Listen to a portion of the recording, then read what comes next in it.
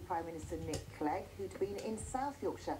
I asked him, was he not proud that Yorkshire had avoided full-scale rioting?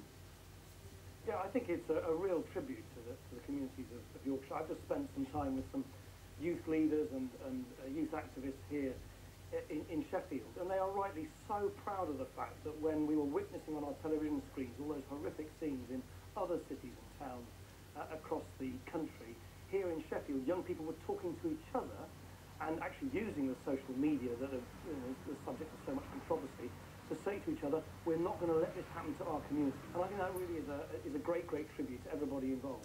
And although there has in fact been trouble in Chapeltown, it's on a much smaller scale, although injuries were serious. In Bradford, the scene of riots before, virtually nothing, thank goodness.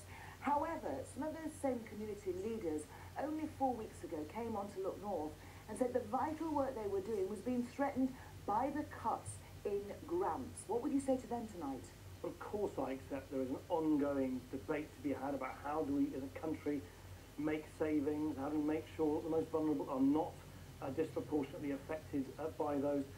Unfortunately, to get us through as a country these difficult times, we're all going to have to tighten our belts, and of course that means local authorities as well. But community cohesion, those people going out onto the streets saying, please don't join in, surely that's vital for safeguarding the communities that have fared better than those perhaps in the south, the Midlands, Manchester. Of course, everything plays its part. I don't think we should assume that communities can only hang together if people in Whitehall write checks out for them. I think it's much more complicated than that. I think the sense of community spirit and people looking out for each other is something which isn't just about grants from central government.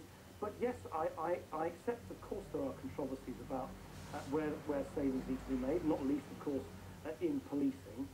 What I think the context is that we shouldn't forget is that it is going to be a real disservice to the young people of the future if we don't manage to wipe the slate clean and instead simply pile up more and more debts which they'll have to pay off eventually themselves. That's not very fair on our young people either.